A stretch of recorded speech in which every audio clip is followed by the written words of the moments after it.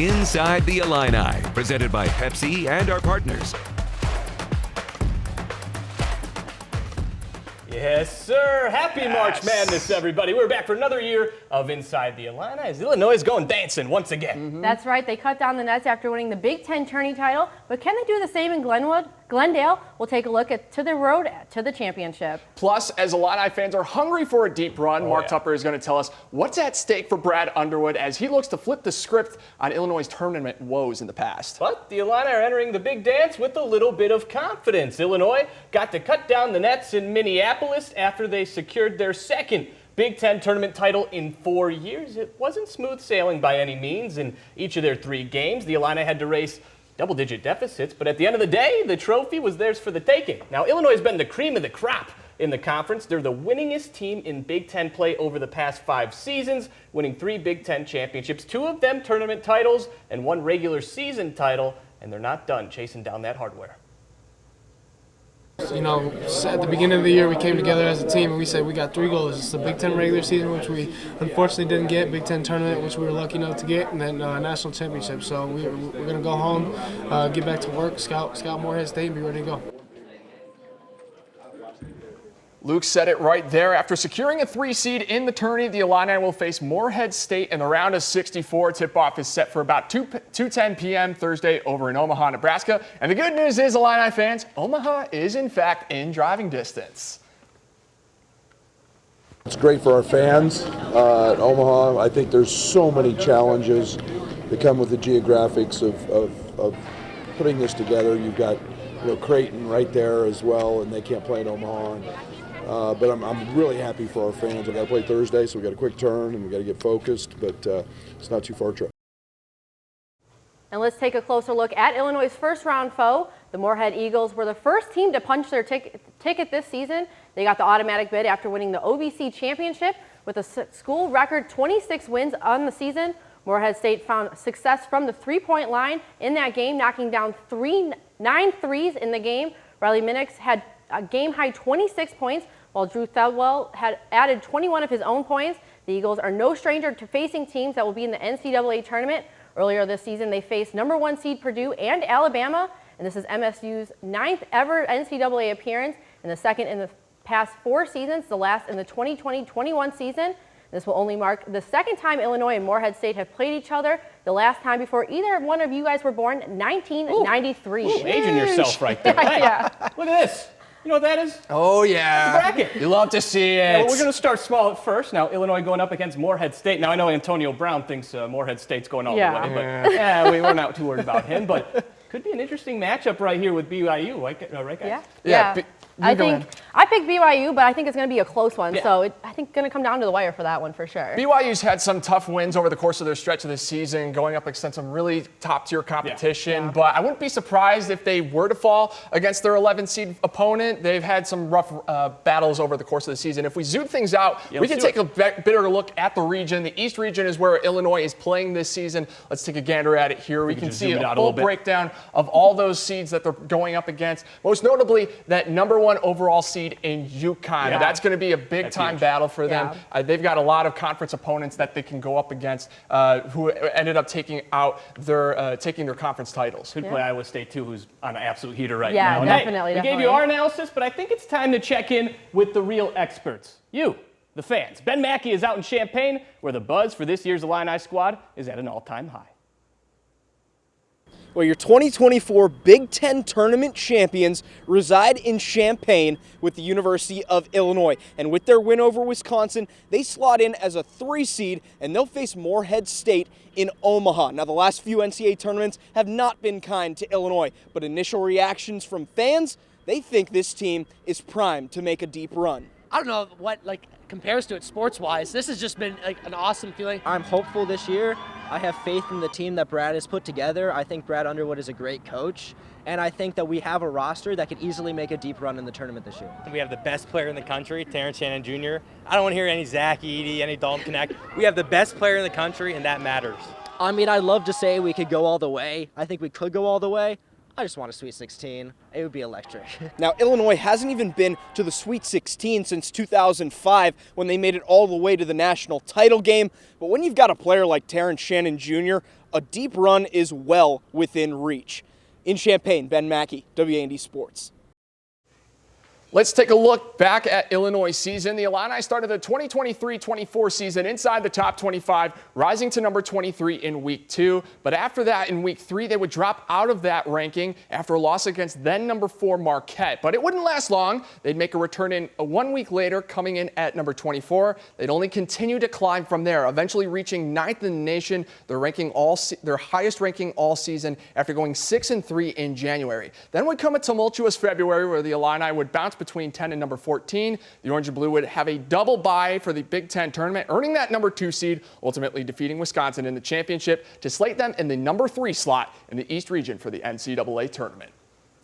One thing Illinois didn't struggle with this season was scoring. Coming into the season, Coach Underwood wanted to see his team shoot more threes this season, knowing they had the sharp shooters they had. In 22 games this season, they scored 80-plus points, with the least amount of points being 64 early on in the season.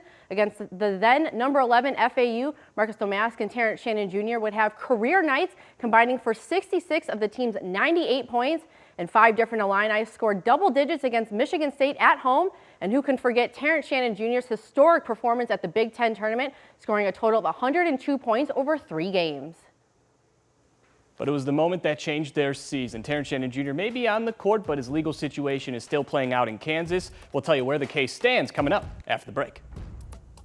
Now, one cloud that has hung over the Illini's heads this season is, of course, the legal situation surrounding their best player, Terrence Shannon Jr., which is still playing out in Douglas County, Kansas. Let's take a look at the timeline of events. Shannon has been accused of rape. The alleged incident happened in Lawrence, Kansas back in September. Now, Shannon traveled there to attend the Illinois-Kansas football game. He was arrested in late December. Following that arrest, the Illini suspended him from all team activities.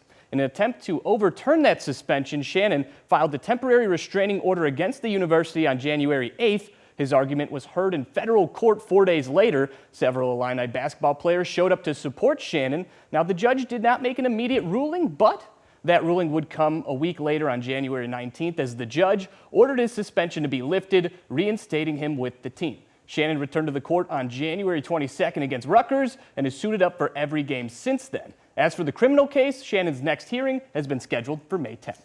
And while this is something that is bigger than basketball, his presence off the court was definitely felt in the moment. At the time he was suspended, Shannon was Illinois' leading scorer, averaging about 22 points per game, shooting 51%. And there was some rust early on in his return, with both of those numbers taking a dip, but he finished the regular season strong, and he's gotten hot at the right time, finishing the regular season on a high note and dominating the Big Ten tournament, taking home MVP. And probably nobody stepped up more in Shannon's absence than Marcus Domask. The Illini knew what they were getting from the transfer from Southern, where he scored more than 1,600 points. But who knew if Illinois thought that the transition from the Missouri Valley to the Big Ten would be this smooth? Domask was Illinois' second leading scorer, averaging 16 points per game this season, scoring 30-plus in 3 times, and the kind of took over as Illinois' #1 option with Terrence out. He ended up eclipsing 2,000 career points, landing him a first team in the Big Ten selection. You know, I don't want to say you expect those things. You have to have team success to accomplish individual success. And, you know, it's kind of the chicken or the egg, what comes first, you know, a good player or a good team. And Marcus has had just a great year. There's a lot of people that kind of doubted, you know, if people can make that transition in 1 year and have success like that. So, yeah, I think for me to just kind of show that it's possible and, you know, like, put in the work's going to show. And talk about dynamic duos with Shannon and Domask leading on the first team. This is the second time Brad Underwood has had 2 players doing just that in the same season. The last duo, everyone remembers those guys, Kofi and Io. Show you how you can use the transfer portal to your advantage. In addition to Shannon and Domask, the Illini have had 3 other high-impact players that they have previously snatched from the portal. 3rd time's the charm for Quincy Guerrier. The Illini recruited him out of high school, and when he transferred from Syracuse, finally got him last summer. They reeled in Justin Harmon from Utah Valley and Dane Danger from Baylor. We do our work. We're diligent in the character pieces that we look for and have a pretty exact idea of what we're looking for. So, yeah, we feel like we hit a home run in the portal, a grand slam. Coming up, the abruptness of the end. After the break, Mark Tupper explains the weight that's on Brad Underwood's shoulders as the Illini hope to make the Sweet 16 for the first time in 2 decades. By far and away the most pleasurable year, just with character, with fun, with guys at work. Guys have bought into our culture, all the ups and downs of a season. This one will always hold a really special place. Hopefully there's a lot of chapters left to write. This has been an incredible group.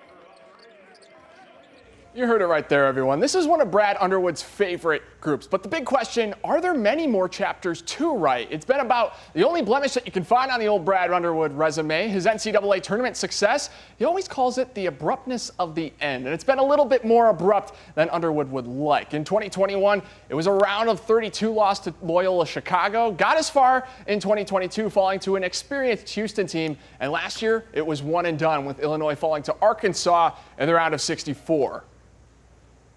Thanks, Jake. Now we're joined by Mark Tupper. Mark, we're going into the first round of tournament play. Illinois got knocked out last year in the first round. Brad doesn't have the best tournament history. What do they have to do? What does he have to do as a coach to get past, hopefully, this first weekend? Well, that's the storyline, and it has been since last season ended. You know, it didn't change this week. It's been there the whole time. Everyone knows it. They haven't been able to get to the Sweet 16 since the 2005 team that made it to the national championship game. And so certainly that is a weight on Brad's shoulders, and he knows it.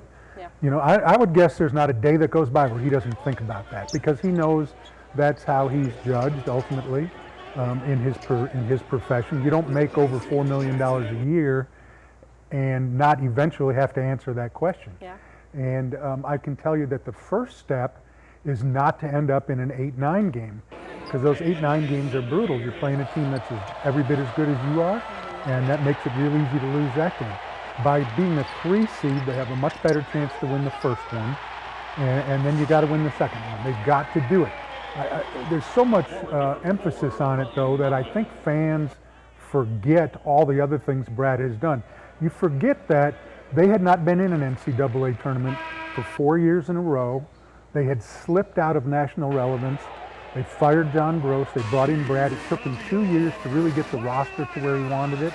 And this would be their 5th NCAA appearance in a row, if not for 2000 when that was canceled because of COVID. And look at all the other things he does. He's got recruiting going. He's terrific in the portal. He wins in the Big Ten. He wins on the road in the Big Ten. He's filled the State Farm Center. And so if you're his boss, Josh Whitman, he's checked almost every box. But the one he hasn't checked is get us to the second week of the tournament. Yeah, thank you so much. And hopefully Illinois makes this run that we're all hoping that, knowing that they can do. Also, fans are very excited, especially after the Big Ten. I want to see you dressed in orange at the Final Four. Hopefully, fingers crossed, we're in Arizona for that one. Good deal. Thank you so much. And tune in on Friday for another Tupper's Take. As Mark just said, the postseason struggles stretch further than Brad Underwood. The Illini have not made it to the second weekend since 2005, when they made it to the national championship. 2005 might not seem that long ago until you see this right here. YouTube had just been invented. If we could see the graphic, Guitar Hero hit the shelves for the first time. There we go. Rumors of Brangelina were swirling. And the highest grossing movie, Star Wars, Revenge of the Sith. And still to come, do you really have a better chance of getting struck by lightning rather than filling out a perfect bracket? After the break, Ben Mackey takes us to school as we dive into the odds of a bracket becoming a reality. Every year of the NCAA tournament, it may have you doing this tier bracket. No matter what college hoops expert, or you're just choosing teams based on the mascot, we've all had those busted brackets. Oh, yeah. Absolutely. But what are the chances that you fill out a perfect bracket? Ben Mackey lays out the odds. You like your bracket? Think you made some good picks? Well, odds are you didn't. But what really are the odds of having a perfect bracket? Let's go to school. So to get all 67 games correct would be like doing something that was 1 in a billion, then doing something else that was 1 in a billion, and you still would have to do a third thing that was 1 in 1,000. So what are some of the fatal mistakes that people make when they're filling out their bracket? People also tend to put too many upsets in their brackets, thinking, oh, this is going to be an upset, that's going to be an upset. Be very parsimonious with your upsets, especially early on, and let the favorites work their way through the system, and then you can start thinking about where the upsets occur, especially in the Elite Eight. That's where they occur more often than anywhere else. Jacobson, who runs a bracket analytics website, also has some good news for Illini fans worried about past tournament duds. What teams have done in the past is less relevant as what they're doing today and the experience of the coach who knows how to take them and help them stay at the next level. So as a 3 seed, what are their chances to get to Arizona? This is the chance that they got to the second round, the Sweet 16, Elite Eight, Final Four final. So if you look at a 3rd seed, you'd expect Illinois to win about 85% of the first round games.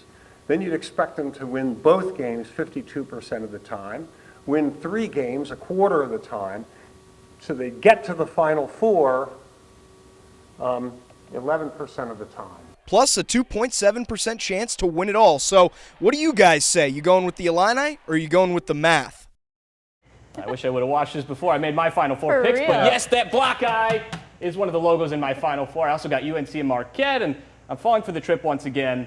Purdue. Oh, I've got them. no. Sorry, guys. No, well, I think they'll at least be happy with me. I have them going to the finals, so I have Illinois in there, Houston, Tennessee, Arizona. I got Illinois and Houston in the finals. Yeah, I've got kind of a blend of the two of yours, but I mentioned earlier, UConn's just so dominant. You're a big That's UConn guy. What is it with UConn? Big East school, Butler, that's where I used to be. You see where your affiliations are. Well, hey, let's just hope the Illini are cutting down the nets as national champions and hope the odds are ever in your favor when you're filling out your bracket. Well, folks, that's another edition of Inside the Illini in the books. Happy March Madness. We'll see you in Omaha. Enjoy the madness, everybody.